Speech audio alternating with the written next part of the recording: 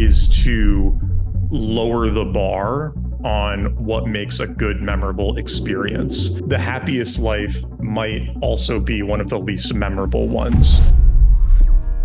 And you're a great writer. You say like, hey, I'm going to write Crypto Confidential.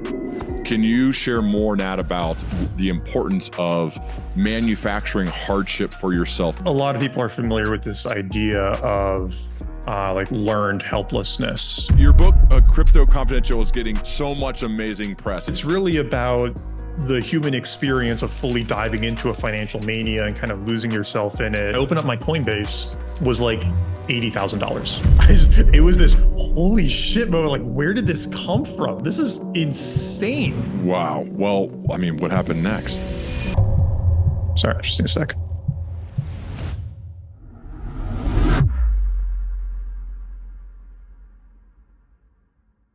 All right, Nat, it is awesome to have you here on the Learning Leader Show. Welcome, my man.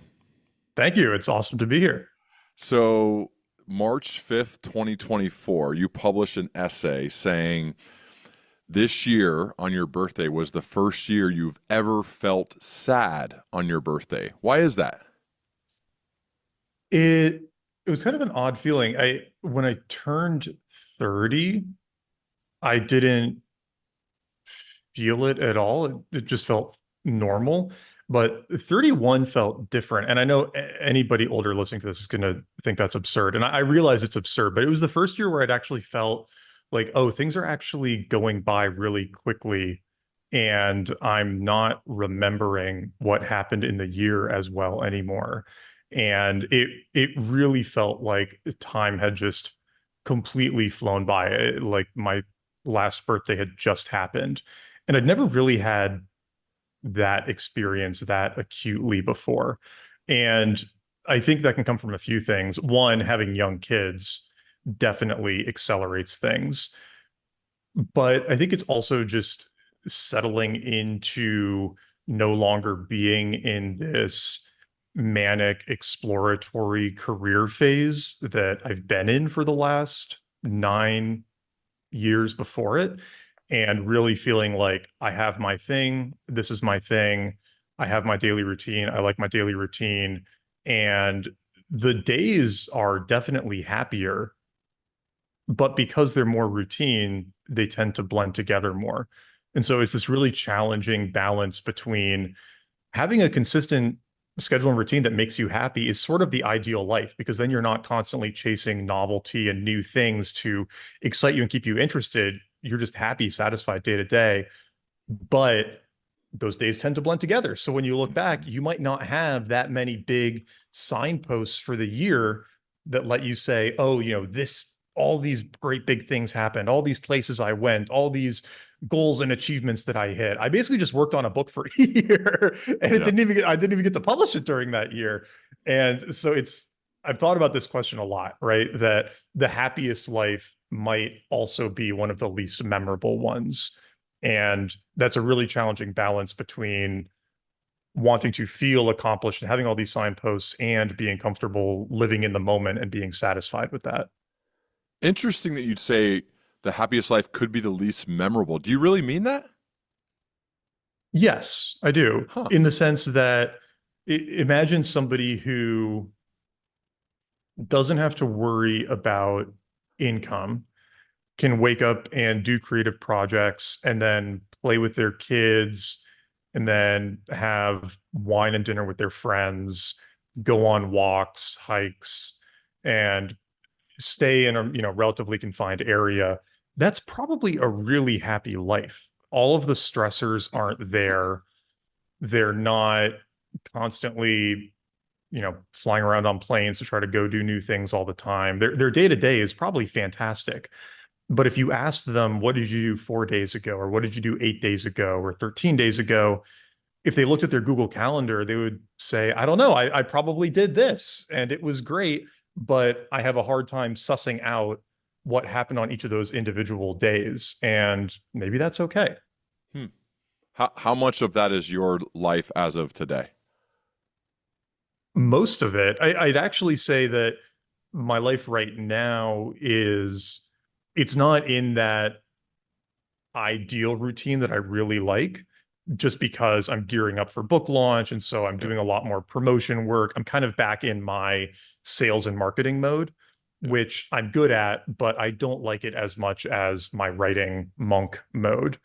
And so there's this bit of excitement to get back to that routine too, because I really do just enjoy waking up, going to a coffee shop, getting a few hours of writing done, doing shallower work in the afternoon, and having that day-to-day consistency. Have you been made aware of Scott Belsky's idea that in order to make life more memorable, we need to add texture to time? And he Hmm. used an example that in his mind, and I agree with him, it's more enjoyable to go on a vacation where you hike with friends than one where you lay on a beach. And idea of adding texture to time, and I'll actually read some of my notes from this. I did not expect this to go here, but I just pulled it up. You're Yeah. only able to recollect experiences with enough friction to add Hmm. texture to time as it passes. Time spent doing the unexpected and or being challenged is time with texture. Ultimately, in our dying breath, the more experiences in our lives with texture, the more of our lives we will actually remember and the longer we will feel we have lived. What do you think of that, Nat? I know you're a really thoughtful guy. You're an amazing writer. When you Thank you. hear this idea of texture with time and that you need a challenge to make it more memorable than just laying on a beach, what does that make you think of? I suppose it depends on what we mean by texture. If texture means challenge, then I don't necessarily agree because working in the mines all day would be very challenging, but it wouldn't be very memorable. I the Good point. more compelling explanation I've heard that I really like is from this book Moonwalking with Einstein by Josh Foer, where he becomes a competitive memorizer. He goes to interview these people who do memory competitions. He ends up joining them and becoming a competitive memory master himself, and then wins the national championship in the span of a year. It's this really great story. And there's actually a small part of the book where he's talking to one of these memory experts who explains how he throws parties. And he says that when he throws parties, he makes sure that every party has three or four distinct phases in different locations with different themes, with different drinks, with different activities, because the more you break up the event into these discrete novel parts, the more memorable the whole event will be. Mm. And another version of this I've heard, I haven't read this in a very long time, but Mark Manson's Models book about like how to talk to women. He talks about how to structure a perfect first date. And he says that the best first date is one with three different parts, something casual and light, and then maybe something a little more involved, like a full meal. So you might meet for drinks one place, go get a meal somewhere else, and then do an activity after that. Huh. Because you basically have three dates in one. All three of them are going to be memorable for different reasons. And you get to see the person in different settings as well. So breaking up an event into sub events ends up making it more memorable. And I think that's really compelling. And I think that feeds into some of this feeling around routine versus memorability. Because if you have a trip where you're in a new country every week, that's going to be a ton of novelty. And you'll be able to look back on your year and say, oh, yeah, this week we were in Germany, and this week we were in Austria, and this week we were in Australia. And that's going to be crazy memorable, even if you weren't engaging with a ton of friction or texture along the way. But if you're just at home the whole year, that's going to be each part of it's going to be a lot less distinctly memorable. So is the goal then to create more, as Bill Perkins might say, which he did on this podcast, to create more memory dividends, which these are memories that you actually remember, you look back on fondly, you smile. When I think of my memory dividends, they're usually when I'm surrounded by people that I love and that love me, and we're doing something together, maybe hiking, Yeah. maybe not. Is that what you're trying to create in your life? Because routine and doing the same thing and being the same place with the exact same people every day probably doesn't create as many memory dividends as new locations, maybe even people, doing different types of things. Really thinking out loud here, Nat. So I Yeah, appreciate yeah. you like riffing with me on this because I think it's super interesting. I go back and forth on it Yeah. because on the one hand, and I love Die with Zero. It's one of my favorite money books. It actually changed some of my thinking around money. It's wonderful. And I really love that idea of memory dividends because reminiscing is nice. Yeah. Looking back on your life and the things that have happened and the things that you did is wonderful. And there's a completely counter idea, which I maybe first heard of this from Naval, but he was saying that you shouldn't take pictures of anything because if you're taking pictures, that's pulling you out of the experience and out of the moment. And if in the future you were looking back on pictures of past events, you were no longer living in that moment. And a lot of the deepest satisfaction and sustained happiness, I think, does come from just full present state awareness, being fully in the moment, not having your mind off somewhere else. And so if you are living semi out of the moment to create things so that your future self can also live out of the moment, that might be a mistake too. So I can see that argument, but emotionally, I don't agree with it because I like reminiscing, or I like it's nice. And Mm-hmm. so where I come down on more is I feel like the goal is to lower the bar on what makes a good, memorable experience. And this might be similar to thinking about how wrecked our dopamine has been by TikTok and social media, where it's really hard to sit down and enjoy a slow book. But you can retrain that. You can read slower books and you'll get used to it and you'll start to enjoy it and you'll get value from it. And you might be able to do that with your memories too, where you don't need to go to a new country or do anything crazy to have a really wonderful memory for the future. A great dinner with friends that you grab a couple of pictures of could be a sufficiently rich experience to have a wonderful memory of later. And so maybe by finding simpler ways to kind of hit that memorable experience threshold, you make it even easier to build that memory bank for the future too. Hmm. Another thing I learned from a conversation on this podcast came from Matthew Dix. You may have read Storyworthy, great storyteller. He's won all these Mm. storytelling competitions, but one of his TED Talks focuses on homework for life. And what homework for life is essentially at the end of each day, you take 5 minutes or so and you jot down the highlights or even just the moments of the day. And this actually helps slow down time because you remember more of your Mm. days. Because if you don't write them down, it's much easier to forget what actually happened, even if it was mundane or something funny one of your kids said or whatever. But taking 5 to 10 minutes at the end of the day, doing your homework for life.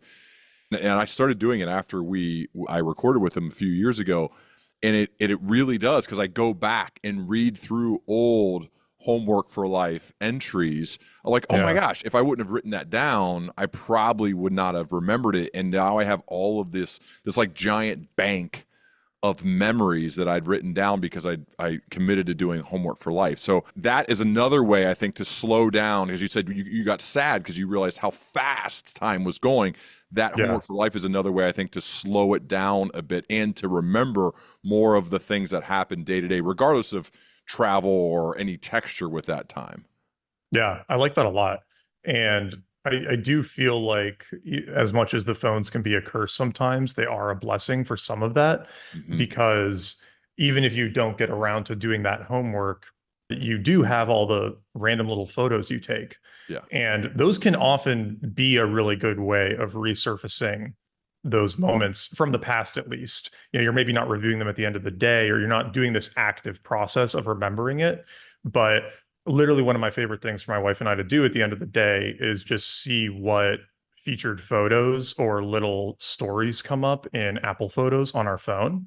Yeah. And we'll often watch them together before we go to sleep because it'll pick some, random thing from 6 months ago or a year and a half ago, usually with our kids. And it's always a little thing, but then we see the photo and we remember it and we can go, oh yeah, that day was really fun or this thing happened. And that's a really, really nice way to reflect if you don't do this active process. But I like the The active process too. Well, the pictures, that's why that element, I love a lot of what Naval has to say. That part of it, I think taking pictures, I read this post from James Clear years ago. One of his friends unfortunately died at a very young age. And at the end of this post about him, James had said, take the pictures with them. You just never know. And Yeah, that left an imprint on me, like from with people I love, like, yeah, let's commemorate the time, the day, the dinner, whatever the thing is, take the picture. I think it does create those memories to look back on fondly and smile and maybe laugh with your friends. totally, totally. Yeah, I'm not in the anti-picture camp, though I Yeah. do find it an interesting idea to entertain. I read something you wrote about doing hard things, and I'm a believer in doing hard things as well to create evidence for myself that I can, so that when I encounter adversity in the future, which is one of the inevitabilities of life, is that something's going to pop up on a regular basis and I'm going to have to deal with it. But you Yeah, wrote, our self image is composed of historical evidence of our abilities. The more hard things you push yourself to do, the more competent you will see yourself to be. Can you share more, Nat, about the importance of manufacturing hardship for yourself, doing hard things to prepare yourself to be able to better handle it in the future? yeah. I think a lot of people are familiar with this idea of like learned helplessness, right? And that topic has been tossed around a lot.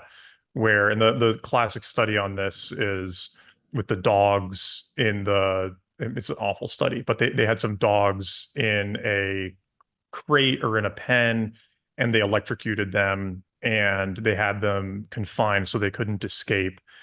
And they did that a bunch, and then they removed the barriers, but they kept shocking the dogs, and they still didn't leave because they had learned that they couldn't. And a lot of us fall into various forms of that trap. And I think unfortunately there's a great business or tons of great business to be built around thinking that you need really easy solutions to your problems, right?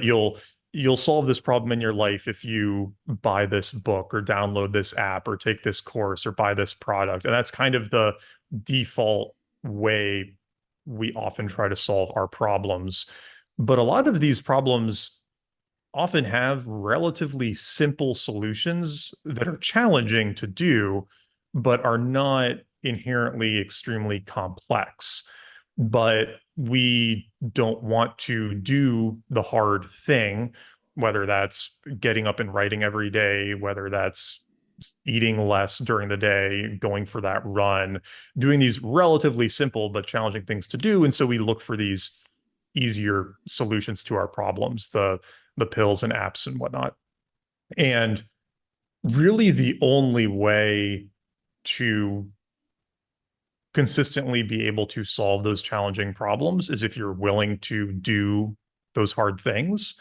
And most people aren't willing to do them because they've never had to and they've never chosen to push themselves to do them. I have a I have a much older article called Increasing the Difficulty on Life, where basically the argument is that most of us, if you're listening to this podcast right now, right, or if you're living in America and you're above a like median income, like your life is by historical accounts incredibly easy and by international accounts incredibly easy, right? You have to respond to emails, you have to drive to work. None of these are, surviving in the mines, right? Or foraging for your food or, escaping some brutal dictatorship. And you're actually capable of probably way much more challenge than you think you are, but you have to prove it to yourself because nobody else is going to prove it to you for you.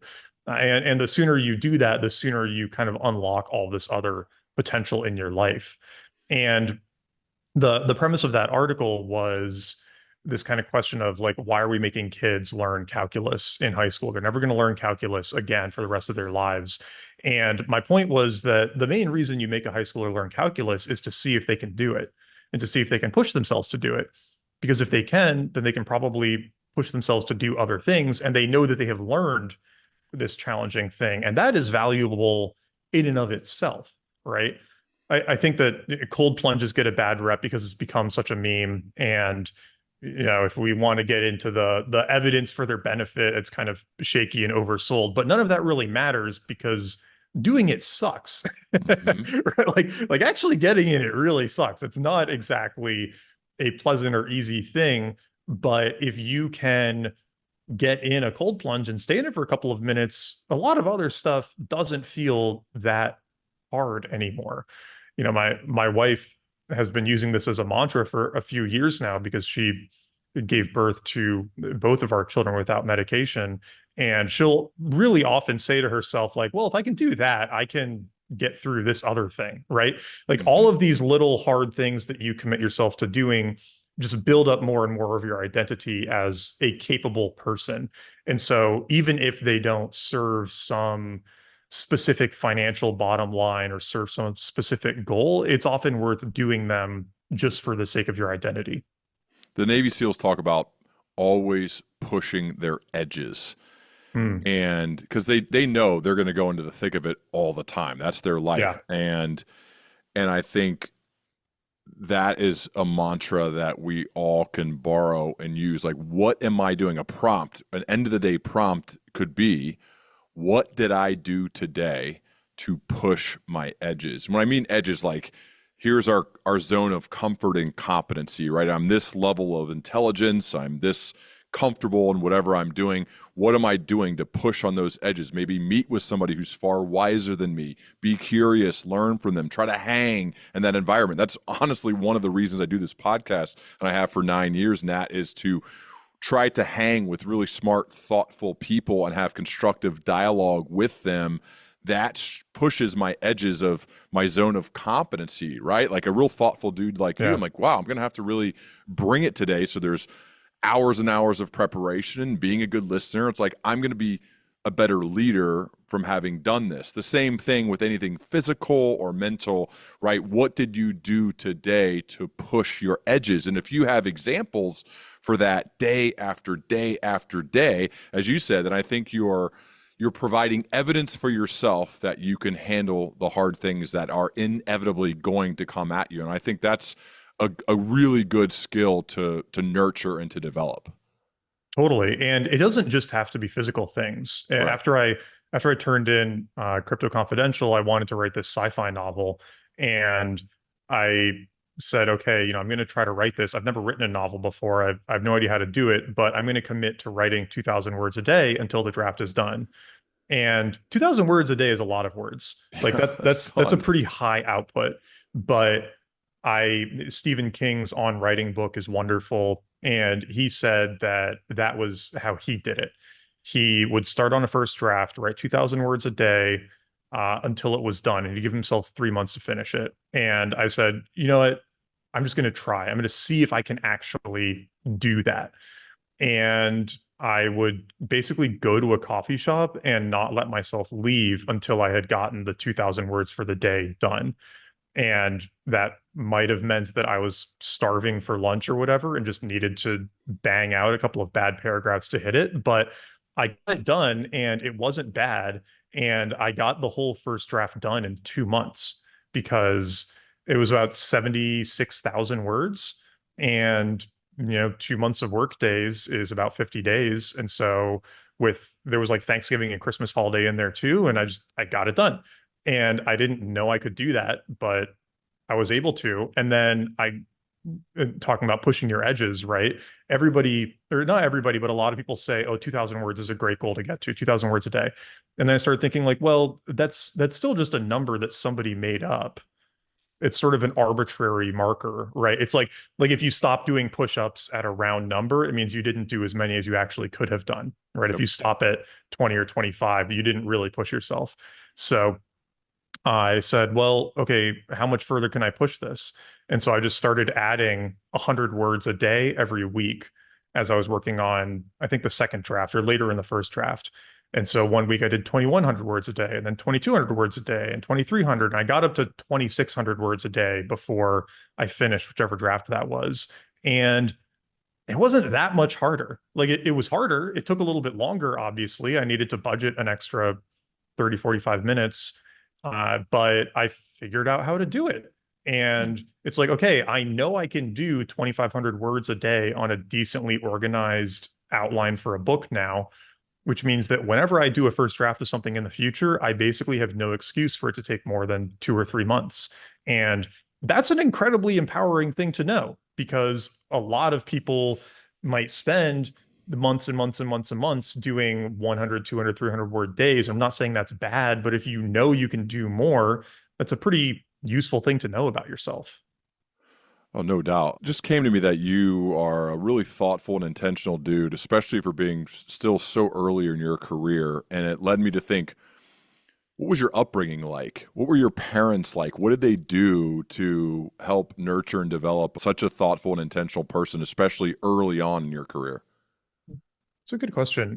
Both my parents were lawyers, and my dad left practice when I was in kindergarten so he could be stay at home with us because he was working as a federal prosecutor, and my mom was in private practice, and so her income was higher at that point just because government doesn't pay its prosecutors very much. And the thing that I think was really fortunate was that because they were both lawyers, we lived in Northern Virginia, right by DC, and it's the best school district in the country. So I had really, really good schools from day one, and that does make a big difference.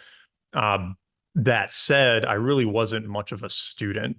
I was much more interested in other things, and I kind of had this sense that a lot of what I was learning in school didn't matter or wasn't worth focusing on. But I was very curious about other things, and so I was learning other things outside of class. And there's I ended up finding kind of a home in video games, but not so much playing them. I mean, well, yes, playing them a lot, but also like figuring out the systems within them and kind of how I could game them or what else I could do in there. And I mean, even in elementary school, Warcraft 3 was sort of the big game back then. And there were all these Warcraft custom maps, and you could log online and you could play custom maps with other people. And I actually got into the map editor and I was like editing these game maps that other people could play with, like in elementary school. I think it was either like fifth, sixth grade, or maybe seventh grade. It was somewhere in that time period that this was happening. And I was just really curious to figure these things out. And, I was always, I think, a pretty independent kid too. And that led to conflict with them. But I think they knew at what point to just let me go and either figure it out or fail on my own, right? To not completely restrict my attempts to go do that. Um, and I think, that's definitely a hard boundary to decide on as a parent because more so my dad definitely wanted me to be like a straight A student, very school focused, and I just wasn't. I would do sort of the bare minimum to get high B's or low A's and then go back to my video games, which was obviously very frustrating. But I think just trusted that I would figure something out eventually. And despite not being much of a student, in eighth grade, I had a close friend who was Korean, and her parents were moving back to Korea, but wanted her to get an American education. And so she was looking at all of these brochures for boarding high schools, and she started showing them to me. And I thought, this sounds like the coolest thing ever. You get to go live on campus and take all these cool classes, and you get to pick a lot of your curriculum. It's not set for you. This sounds amazing. And so I came home in eighth grade, and I must have been like 12, and presented this stuff to my parents and said, I want to do this. And they'd never even heard really of these like good boarding schools before. They thought boarding school, and I thought too, boarding school is a place where you send the bad kids. But there was this like, elite cadre of New England boarding schools that were the old feeders for the Ivies or whatnot. And they had these incredible programs and stuff. And I said I wanted to do this. And I didn't get in the first year, but I got in for sophomore year, and I ended up going sophomore, junior, and senior year. And that was definitely the most useful education experience I had. I think primarily because it required me to like take care of myself more from an earlier age because you're living on campus and you have to feed yourself and you have to keep your room somewhat clean and you have to get yourself to class and you have to do all this stuff that a lot of people don't have to do until college and maybe not even then. And I think just being at boarding school and getting to take a few classes that I was super interested in, they had like AP micro and AP macro, which were the typical econ classes that you might take in high school, but then they had six more beyond that there weren't even AP tests for because normally high schoolers don't even take these things. So I took like an entrepreneurship class and a international monetary policy class and gosh, there were a couple of others and, doing more advanced physics and more advanced math. And it was that I think set me up way more than college did. Wow. But that's a huge decision. As a dad, I can't imagine sending my kids away before college because you're gone. It's essentially like you're in college, right? You probably come home for the holidays, but other than that, you're gone, right? Yeah, you only came back every 6 weeks or so. There would be the Whew. holidays and then there would be long weekends in between. But yeah, as a parent, you think, okay, I've got them at home until 18, and then they come to you at 12 and say, actually, I want to go now, which is pretty wild. So you I probably ended up not grew going up. until I was 14, but So you grew up quicker. I mean, I yeah, feel like you have to. you're forced to grow up quicker, become an adult earlier than most people. Yeah, yeah. I mean, my parents, one story that they like to tell is, I think this was my sophomore year, and I would take the train to get to school because I lived in DC and the school was in Connecticut outside of New Haven. So I would take the train from DC to New Haven on Amtrak, which is a wonderful train ride. That I loved that, and then would get a cab to go from the train station to school. And one year or one return trip that year, the train from New York to New Haven was out, and we didn't know when they dropped me off at the train station. And so I got to New York, and they said, "Okay, everybody off the train because the line's out." And so it drops us in Penn Station, and then I didn't really, I mean, I had a smartphone, but that was like the Edge era days. I don't think we even had 3G. Yeah. So I somehow looked up that you could also take Metro North instead of Amtrak to get from New York to New Haven. Went from Penn Station to Grand Central Station and like got a ticket on Metro North and got on the train and took it up to school and then got to school that way. And then I didn't even tell them about it until later that night, where I said, "Oh, hey, by the way, like this thing happened." And that's just, I mean, and that was kind of a normal thing for a kid in boarding school. You just figured this stuff out, even if you were 14 or whatnot. And having to level up maturity wise at that age, I think is really powerful because I actually do think that a lot of the adolescent struggle between kids and parents is because adolescents are actually really capable. They're still kind of stupid, but they're generally pretty capable. And parents are holding them back and schools holding them back from their full capability. And that's why they have to lash out and gain independence in these other ways because they're not having that independence served in their normal environment. Yeah. And so getting to have that independence, I think was really, really powerful. And I mean, I don't know if you saw this going around Twitter today. McKinsey did some study where 20% of college graduates are bringing their parents to their job interviews. I didn't believe it. I was like, there's It's like, no way. There's no way. It's yeah. And wild. so, yeah. Yeah. And so now as a parent, I'm very much like, okay, what opportunities can I give my kids to foster that independence and that sense of competence as early as possible? Because that's really one of the best assets you can have for anything in life is how competent do you see yourself to be?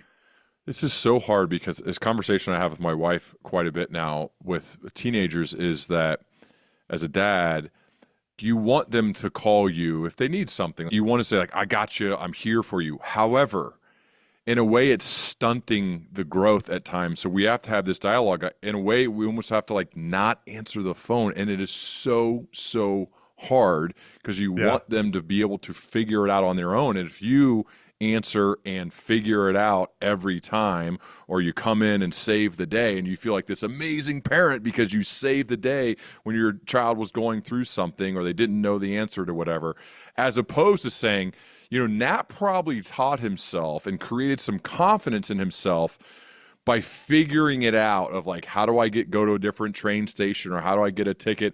And by doing that, you created evidence for yourself that you can do hard things. And your parents didn't intentionally do that, but they did in a way by saying, this is where you're going, you have to figure it out. And I think that's the tough balance, right? And as your Yeah, kids get older, I'm sure you guys will have to think about that. How do you balance out this hardship that's needed, but also you got to be able to just pull away? It's just a tough, totally. tough thing.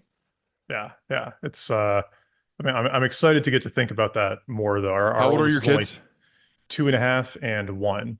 Yeah. So, we don't get many opportunities to experiment with this, but our 2.5-year-old is kind of curious about those kinds of things. And so we will be at an outdoor coffee shop or something, and we might be like sitting at the table and she'll spill something and get upset and say she wants a paper towel, and we'll actually let her go back up to the coffee shop and get it herself because she can, reach up and pull it from the paper towel dispenser.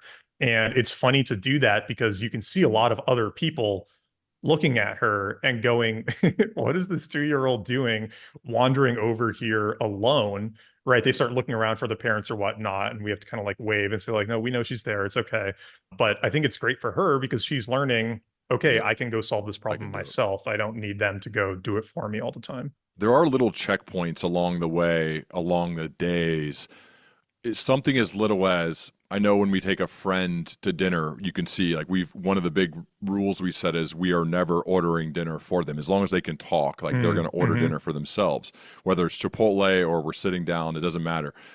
And sometimes though, you take a friend and their friend has never ordered for themselves in their entire lives, and they're 8 years old or whatever. Yeah, yeah. And I think that is a thing where it's just a reminder of like, oh, well, okay, this is a thing that I think is good. That's just one tiny example, but as much as humanly possible, get them used to speaking to adults, shaking hands, looking them in the eye, having conversations, being able to speak, standing up for themselves, asking questions, ordering for themselves. All of those things, I hope, create some sort of belief in oneself, some independence, some of this like I can do it type thing. So there's a lot of little checkpoints, and I think that's a great example you share along the way. Okay, okay, we got way off topic. I want to get a little bit to crypto.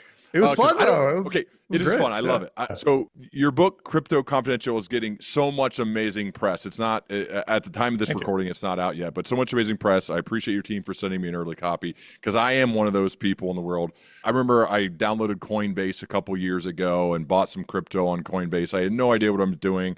I still don't have any idea what I'm doing. So when your PR team sent some stuff over, I'm like, I'm interested to learn more about this. So Yeah. I read though that becoming a new dad actually impacted your crypto decisions. So can you take me Yeah. back to that moment when you became a dad and how that impacted your crypto decisions?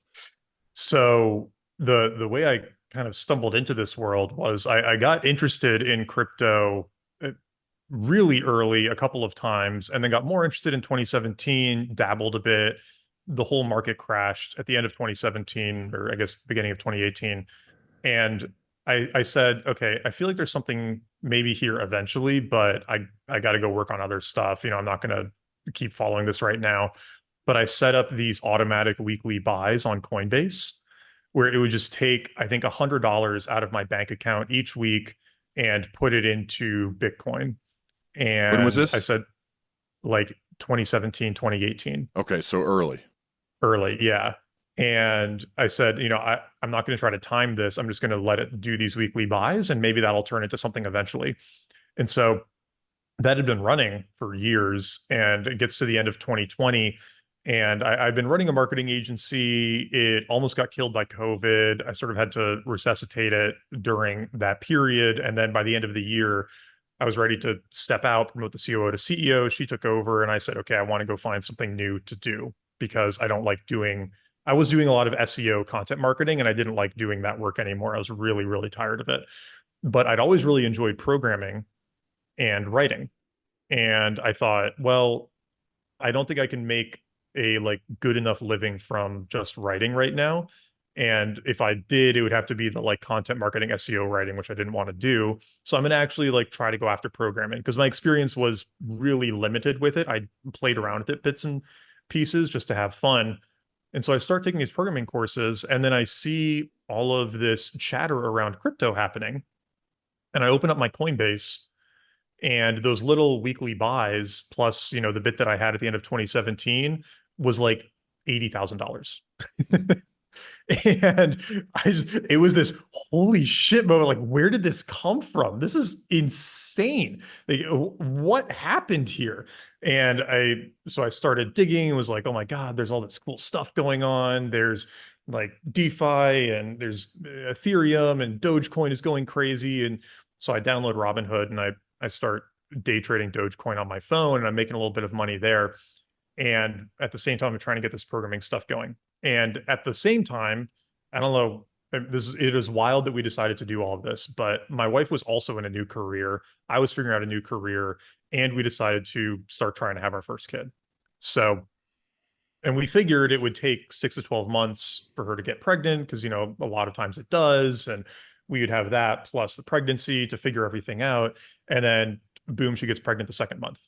And so now the timeline has been contracted quite a bit. It's February and I don't have a job.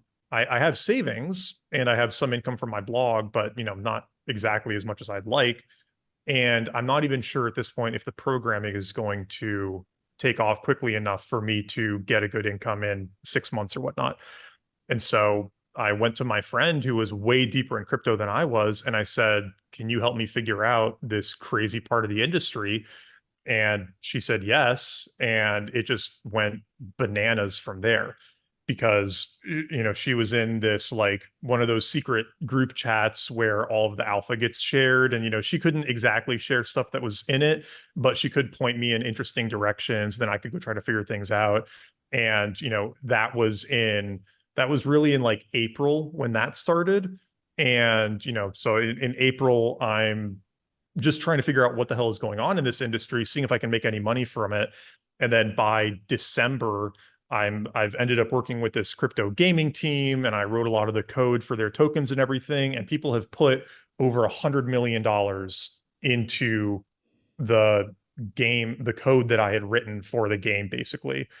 And now I'm like not sleeping at night because all of this other people's money is on the line. My paper net worth, what all of my coins that are either, locked or unlocking or that I already have in my wallet or whatnot, all of that is supposedly worth like $13 million. And I just have like all of this just crazy shit going on and it's driving me insane. So all of that is like in a 10-month period once I decided to get into it. Wow. Well, I mean, what happened next? I got to read the book. No, but what happened next is the biggest thing, and part of why I ended up writing it was the money really corrupts you really quickly. Mm-hmm. Where it, when I had first started working with this team, they had no money to pay me, and I had asked to get paid in ETH, in Ethereum, and they couldn't do that, and so I agreed to just get paid in the tokens for the game, and that the amount of tokens they gave me ended up turning into this absurd amount of money. But then you run into all these problems of, you can only sell so much without moving the market on a lot of these really like volatile tokens. And so you can't actually like exit your position. A lot of your tokens are locked up and you never know when you're at the peak. And so the token started at 10 cents, ran up to $13. And you would think that if you had something that you got at 10 cents that's now worth $13, in your head, you would go, I got to sell all of this. I got to get out right now. Like this is the end. But that's not what you're thinking. What you're thinking is, well, this other one went up to this price, which for us would mean we're going to $100. So, sure, if I cash out, a few $1 million here, I'll have like a decent, comfortable nest egg. But if I wait another month or two, I might be able to fully retire us and our children and just be done forever. It just, you completely lose all sense of rationality unless you're one of these, incredibly sharky traders, which I wasn't.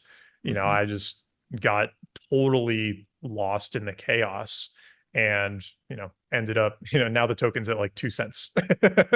So you Right. never were able to cash out and get the I was able millions. to cash out some, I was Okay. able to cash out a good amount and I definitely had a great outcome from it, but, Yeah. nowhere close to what I thought I was getting out. And then you run into all of these other crazy consequences. Like in crypto, everything is public. Yeah. So you can see all the transactions that are happening. So when somebody sells a bunch of a token, if somebody wants to, they can go figure out which wallet sold the token. And because I had just taken this job as a freelance gig and I didn't think it was going to turn into anything, I just had them set it up so that all the tokens went to the wallet that had my name on it. It said Nat Eliason.eth, and then people could see like, well, Nat Eliason.eth just sold $25,000 of this token. And, he's working with the team. So what does he know? Or is he scamming us? Or is he, like, what does this mean? And so I'm dealing with all this shit from the community and having to fight with them. And, in my head, I'm thinking, well, I don't want to sell because I think it's going higher and because the optics of it are bad. And over 70% of my family's net worth is in this stupid fucking coin now. If I don't sell some and get out what I can, then it could be the worst mistake of my life, right? Yeah.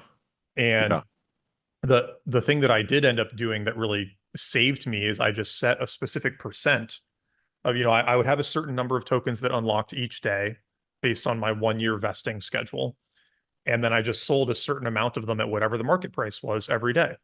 And, that was I'm not going to try to time this. I'm not going to try to, wait for the right moment. And I'm not going to try to make it look like I have special insider knowledge leading me to sell or not sell. Just every day, sell a certain amount and follow that rule. But, even that created all of these just like challenges too.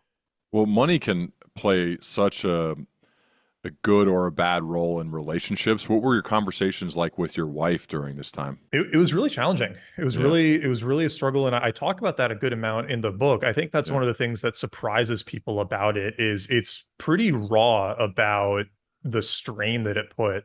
Yeah. Um, sorry, just a sec. Um,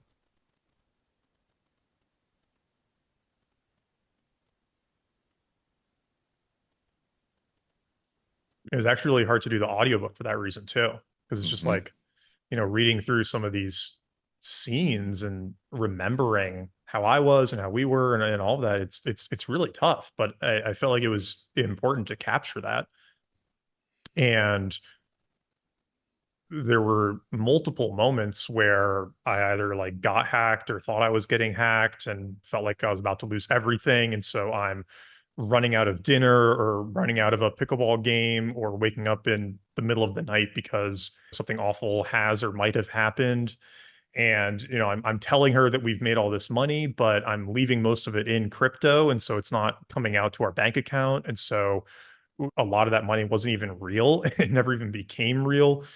And, I'm just like checking checking the prices like every second that I have. I'm just on my phone, on the trading apps, on the coin tracking apps, like what's the token at? What are the other tokens at? What's our net worth now? Right? Like what's going on? And just completely blind to everything else that was going on in my life. So not being present with her, not being present with our newborn, just not like being a good person, honestly. And that was a big part of what ended up pulling me out of it and making me not want to go back into it was just seeing how deep those hooks got in me and being scared of that in the sense that, if I wanted to go full force into crypto and try to run the same playbook with this cycle that's starting now or, started 6 months ago, like I could probably do pretty well. It'd probably go great, but I'm extremely afraid of that, you know, and Hmm. and and and don't want to do it. And I thought that was important to capture too. It's kind of like the dog chasing the car. You're not ready for what happens if you catch it. And I really wasn't. That leads me to my next question, which was you decide to document this and open up your life for others to read about, including some very personal parts. Why do that? I mean, you're a great writer. You write about a lot of topics that are super engaging. We spent the first half plus of this conversation talking about all those things. Why you'd say like, hey, I'm going to write Crypto Confidential? A few reasons. I mean, selfishly, I've always wanted to make the pivot into writing full time, Yep. and I'd never had a good excuse to do it. And I didn't feel totally comfortable taking any of my blog topics and trying to turn them into a nonfiction book. Hmm. And so the crypto market was declining. I had decided to get out of the game because the impact it was having on me. And then I started to look at the past year and said, there's a good story here. Hmm. This could be my in to getting a first book deal, right? And I think that I got really lucky in a few ways. One, I was pretty active on the degenerate gambling side of the crypto game. And I actually learned how to program smart contracts on Ethereum and was deploying code, and people put money in the code and helped launch a token and worked with a team. And like Three Arrows Capital, one of the big guys who blew up, they invested in the company that I was working with. And there was a bunch of shady shit that happened there. And I got to see all of that. And I got to see it from a perspective that there were certainly a bunch of other Nats. There were certainly a bunch of other people who had similar experiences, but most of them probably didn't have the writing chops or the commitment to actually turn it into a story about that time period. And most of the people who did have the writing chops to talk about that time period were going to do journalistic books from the outside looking in.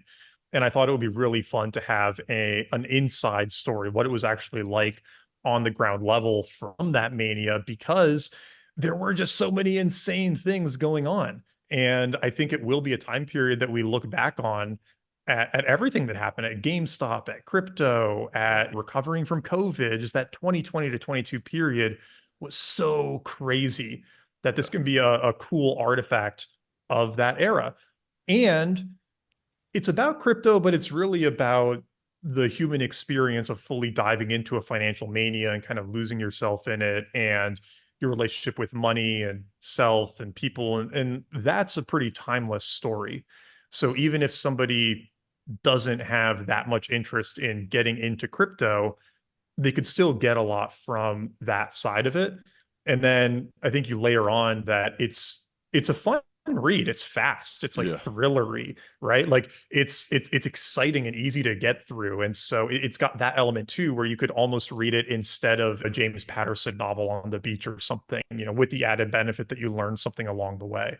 But it's been compared to Michael Lewis's book, The Big Short, which was turned into a movie. Do you Yeah. are you guys in talks? Like, are you going to option this? Do you think there's any chance that something like that happens?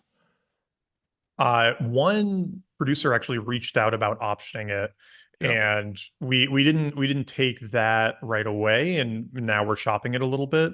And this is actually a good reminder that I should go check in on how that's doing, um, because on the one hand, the nice thing with The Big Short and Moneyball and a movie like Easy Money or Dumb Money, the GameStop one, Yep. is those were all really big characters Yep. in the events that happened. And I know Michael Lewis optioned his book on SBF, and I think that got picked up by Apple TV.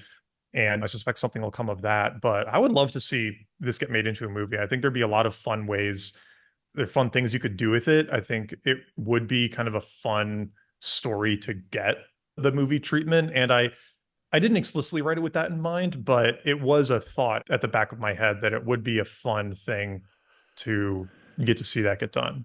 Yeah. Nat, I really appreciate your time. I just looked at the clock. I was like, whoa, it's been like an hour. I know it went by It's really flown by, fast. and which is really cool. It's a good sign. But I'm curious, given how thoughtful and intentional you are, as mentioned before, let's say you're meeting with somebody who's a bit earlier in their career than you are. Maybe they're a college graduate and they want to do good in the world. They want to leave a positive dent, but they're not exactly sure yet what they want to do. What are some general pieces of life/career advice you'd give to Mm. that person?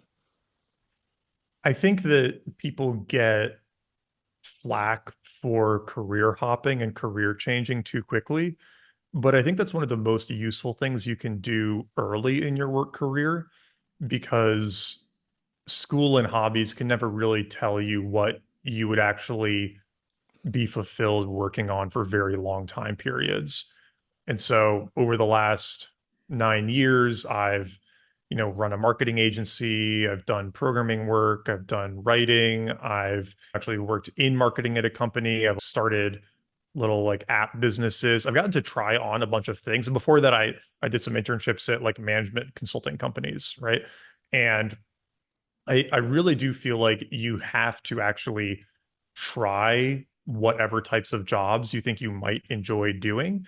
And then once you find really, it's not the job or the company or the industry, it's the type of work Yep. that you enjoy doing and can wake up every day and want to get better at and could actually want to become the best in the world at.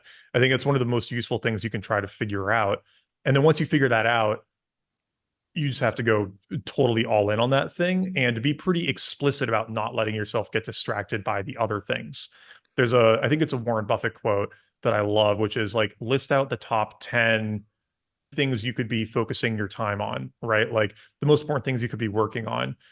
And now start working on the first one and then put 2 through 10 on your wall because those are the things that you can never ever start working on because that's how you fail is the shadow careers, the number 2, 3, 4 things on your list that aren't really the most important, most fulfilling work to you, but they're tempting distractions.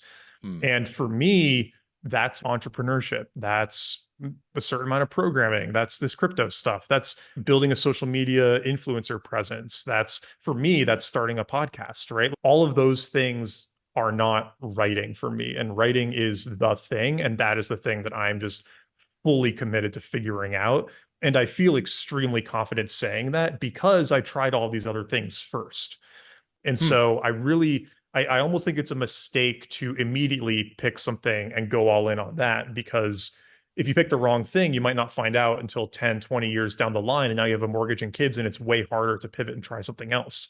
But you can take a ton of risks early in your career. You can have a low burn. You can try these different hats on.